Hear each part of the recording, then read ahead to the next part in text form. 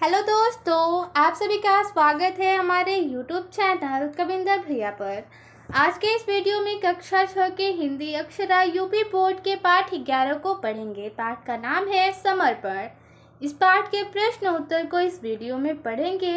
दिया हुआ है कुछ करने को। इसमें पहला प्रश्न है, नीचे कुछ महान देशभक्तों के चित्र दिए गए हैं, उन्हें पहचानिए तथा उनके बारे में दो दो वाक्य लिखिए।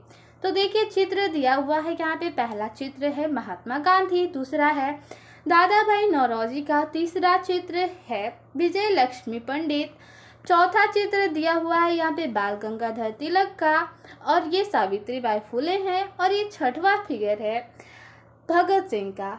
ठीक है, तो इनके बारे में चित्र पहचानना था और दो दो वाक्य लिखना था। तो देखिए, इनका उत्तर लिखेंगे क्रमशः चित्र के अनुसार उनका नाम और उनके बारे में दो दो वाक्य लिख दिया गया है। जैसे कि पहला महात्मा गांधी थे। महात्मा गांधी के बारे में पहला वाक्य है, महात्मा गांधी को राष्ट्रपिता कहा जाता है, और दूसरा, उन्होंने सत्य और अहिंसा के मार्ग पर चलकर भारत को स्वतंत्र कराने में महत्वपूर्ण भूमिका निभाई। दूसरा है दादा भाई नौरोजी। इनके बारे में पहला वाक्य होगा, दादा भाई नौरोजी भारतीय राष्ट्रीय कांग्रेस के संस्थापकों में से एक थे और उन्हें भारत का वृद्ध पितामह यानी grand old man of India कहा जाता है। दूसरा वाक्य होगा, उन्होंने अंग्रेजों द्वारा भारत के आर्थिक शोषण को उजागर किया और देशवासियों में राष्ट्रीय चेतना जगाने का कार्य किया। तीसरा है विजया लक्ष्मी पंडित। इनके बारे में पहला वाक्य होगा, विजय लक्ष्मी पंडित भारत की प्रसिद्ध स्वतंत्रता सेनानी और राजनयिक थी। दूसरा, वे संयुक्त राष्ट्र महासभा की पहली महिला अध्यक्ष बनी और उन्होंने भारत का गौरव बढ़ाया। चौथा है बाल गंगाधर तिलक का चित्र। इनके बारे में पहला वाक्य होगा, बाल गंगाधर तिलक महान स्वतंत्रता सेनानी थे। दूसरा वाक्य होगा, उनका प्रसिद्ध नारा था, स्वराज हमारा जन्मसिद्ध अधिकार है। आगे है पांचवा चित्र था सावित्री बाई फुले का। तो देखिए, उनके बारे में पहला वाक्य होगा, सावित्री बाई फुले भारत की पहली महिला शिक्षिका और महान समाज सुधारक थी। दूसरा वाक्य, उन्होंने महिलाओं और दलितों की शिक्षा के लिए अनेक विद्यालय स्थापित किए तथा शिक्षा के प्रसार में महत्वपूर्ण योगदान दिया। छठवां चित्र था भगत सिंह का। भगत सिंह के बारे में पहला वाक्य लिखेंगे, भगत सिंह भारत के महान क्रांतिकारी थे। दूसरा वाक्य, उन्होंने देश की स्वतंत्रता के लिए अपने प्राणों का बलिदान दिया। आगे है प्रश्न नंबर 2। नीचे कुछ शब्द दिए गए हैं, इनकी मदद से आप भी कविता बनाइए। तो देखिए, शब्द है सूरज, सवेरे, धूप, पत्ती, खिलाता, महकाता, और फूल, पौधे, कली, मुस्काना, गाना, खिली, गंध, फल, लाल, पंछी, चहकना और आंख। इन शब्दों की सहायता से हमें कविता बनानी है। तो देखिए, इसका उत्तर लिखेंगे, कविता हम अपने अनुसार से बनाया। आपको अगर और अच्छे से कोई कविता बना सकते हैं तो आप लोग अपना कविता स्वयं से भी बना सकते हैं। तो देखिए, कविता है, सूरज निकला सवेरे सवेरे, धूप बिखेरी चारों डेरे, पौधे हंसते फूल खिलाते, अपनी गंध से जगमगाते, खिली कली मुस्काना सीखे, पंछी मीठे गाना लिखे। ठीक है, आगे है, लाल लाल फल डालों पर झूल रहे खुश होकर, पत्ती पत्ती चहक रही है, प्रकृति नई सी महक रही है, आंख खोलकर देखो प्यारे, सुंदर लगते जग के नज़ारे। ठीक है, इस प्रकार से कविता लिख सकते हैं। आगे है प्रश्न नंबर 3। निम्नलिखित पंक्तियों को ध्यान से पढ़िए और साथियों से पूछने के लिए 5 प्रश्न बनाइए। तो देखिए, पंक्ति दिया गया है यहाँ पे, मार दो तलवार को लाओ न देरी, बांध दो अब पीठ पर वह ढाल मेरी, भाल पर मल दो चरण की धूल थोड़ी, शीश पर आशीष की छाया घनेरी। तो देखिए, इन पंक्तियों को पढ़ना था और साथियों से पूछने के लिए कुछ प्रश्न बनाना था। तो देखिए, प्रश्न बना सकते हैं हम लोग, कवित्री ने कितनी तलवारें लाने के लिए कहा है। दूसरा प्रश्न बना सकते हैं, कवित्री ने अपनी पीठ पर क्या बांधने के लिए कहा है। तीसरा प्रश्न हो सकता है, भाल पर किसकी धूल मलने के लिए कहा गया है। चौथा प्रश्न, शीश पर किसकी छाया घनेरी रखने की बात कही गई है। आगे पांचवा प्रश्न पूछ सकते हैं, इन पंक्तियों में से कवित्री किस कार्य के लिए तैयार होने की बात कर रही हैं। ठीक है, इस प्रकार से आप प्रश्न बना सकते हैं। आगे है प्रश्न नंबर 4, आपके आसपास भी कोई ऐसे सैनिक होंगे जिसने देश की रक्षा करते समय जोखिमों का सामना किया होगा। अपने बड़ों के साथ उनसे मिलिए और उनका साक्षात्कार लेकर उनके बारे में जानिए। ठीक है, तो देखिए इसका उत्तर लिखेंगे, सैनिक का साक्षात्कार। ठीक है, सैनिक का नाम है श्री राजू सिंह। नाम आप लोग किसी का भी लिख सकते हैं, जैसे अपने आसपास कोई भी सैनिक हो जो जोखिमों का सामना किया हो, आप लोग अपने आसपास पता करिए और उनका नाम लिखिए और उनके बारे में साक्षात्कार लिखिए। ठीक है, तो सैनिक का नाम है श्री राजू सिंह और इनका पद है भारतीय सेना के जवान। ठीक है, पहला प्रश्न, आप भारतीय सेना में कब भर्ती हुए। तो देखिए उत्तर होगा, मैं वर्ष 2010 में भारतीय सेना में भर्ती हुआ था। प्रश्न नंबर 2, सेना में भर्ती होने की प्रेरणा आपको कहाँ से मिली। तो देखिए इसका उत्तर होगा, मुझे बचपन से ही देश सेवा करने की प्रेरणा मिली थी। तीसरा प्रश्न, देश की रक्षा करते समय आपको किन कठिनाइयों का सामना करना पड़ा। तो देखिए इसका उत्तर, हमें कठिन मौसम, लंबी ड्यूटी और परिवार से दूर रहने जैसे चुनौतियों का सामना करना पड़ता है। चौथा प्रश्न पूछेंगे, क्या आपने किसी जोखिमपूर्ण स्थिति का सामना किया है। तो देखिए उनका उत्तर, हाँ, सीमा पर तैनाती के दौरान कई बार जोखिमपूर्ण परिस्थितियों का सामना करना पड़ा। प्रश्न नंबर 5 है, विद्यार्थियों को आप क्या संदेश देना चाहेंगे। इसका उत्तर, विद्यार्थियों को ईमानदारी से पढ़ाई करनी चाहिए और देश के प्रति प्रेम व सम्मान रखना चाहिए।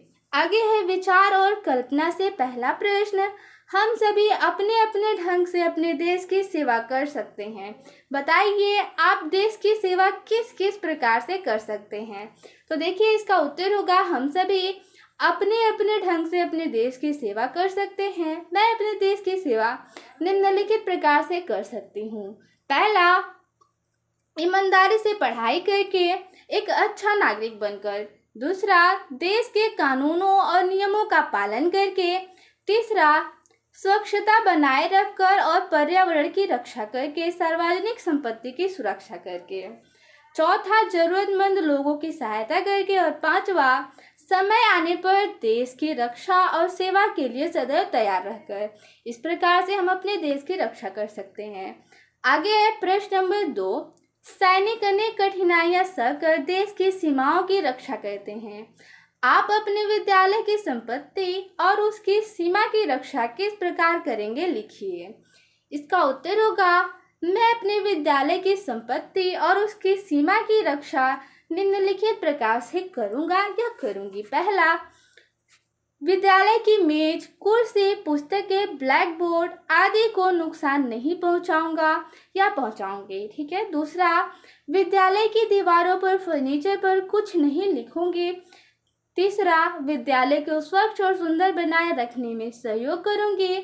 चौथा, विद्यालय की किसी भी वस्तु को चोरी होने या टूटने से बचाने का प्रयास करूंगी। पांचवा, विद्यालय की सीमा यानी चौहारदीवारी को नुकसान पहुंचाने वालों की जानकारी शिक्षकों को दूंगी। छठवां, विद्यालय के नियमों का पालन कर उसकी प्रतिष्ठा बनाए रखूंगी। इस प्रकार से विद्यालय की रक्षा कर सकते हैं। आगे है पाठ से पहला प्रश्न, सब कुछ समर्पण के बाद भी कवि क्यों संतुष्ट नहीं है।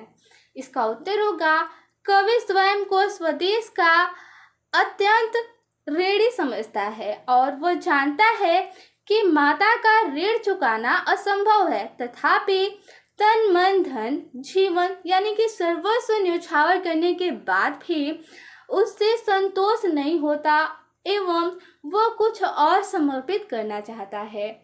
प्रश्न नंबर 2 है, थाल में भाल सजाने से कवि का क्या तात्पर्य है।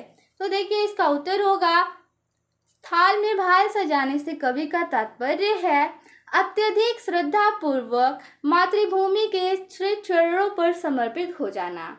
प्रश्न नंबर 3 है, निम्नलिखित भाव कविता की किन पंक्तियों में व्यक्त हुए हैं?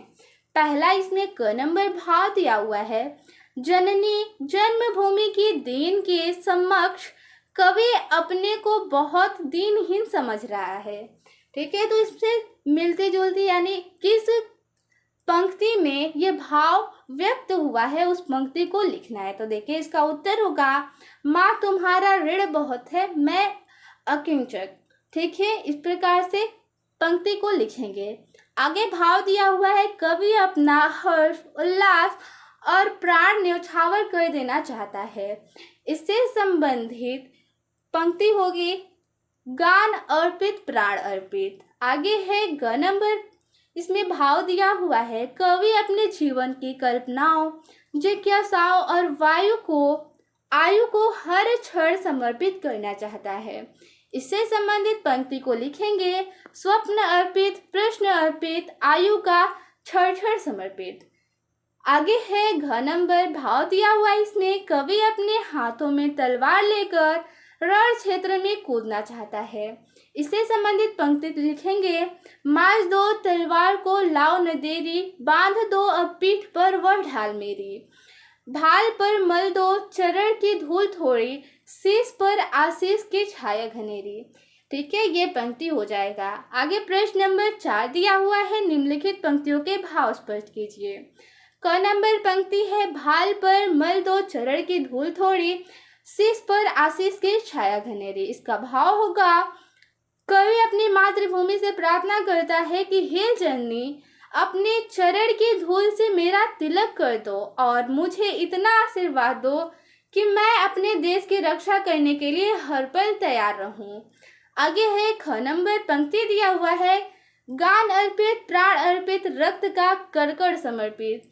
तो देखिए इसका भाव होगा, कवि मातृभूमि की कृपा से इतना उपकृत है कि वह न केवल सर्वस्व समर्पित करने की इच्छा करता है, अपितु अपनी भावनाएं हर्ष उल्लास प्राण एवं रक्त की एक एक बूंद न्यौछावर करना चाहता है, अर्थात समस्त भौतिकता के साथ साथ अपना मानस चिंतन मनन इच्छा अपेक्षा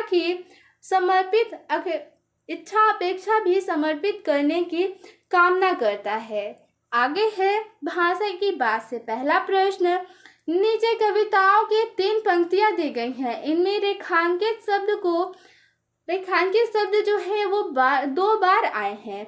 इन्हें पुनरुक्त यानी कि पुनर्धन उक्त शब्द युग्म कहते हैं। ठीक है, तो देखिए यहाँ पे जो शब्द आए हैं रेखांकित किए गए हैं वो 2 बार आए हुए हैं।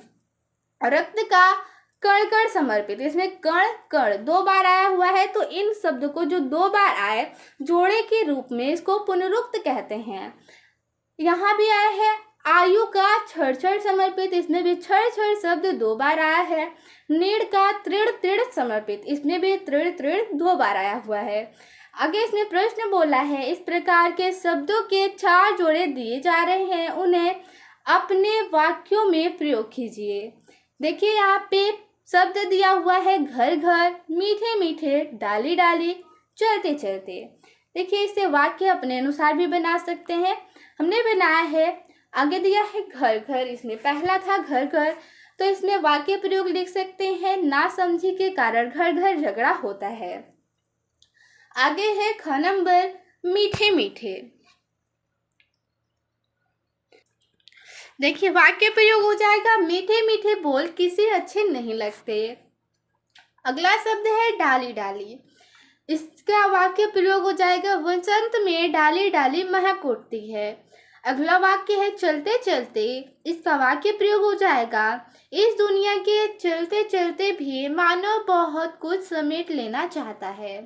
आगे है पढ़ने के लिए दिया हुआ है, थाल सजाकर किसने पूजने चले प्रभात की मतवाले। ठीक है, थाल सजाकर किसे पूजने चले प्रात ही मतवाले, कहाँ चले तुम राम नाम का पीताम्बर तन पर डाले, इधर प्रयाग न गंगा सागर इधर न रामेश्वर काशी, इधर कहाँ है तीर्थ तुम्हारा, कहाँ चले तुम सन्यासी।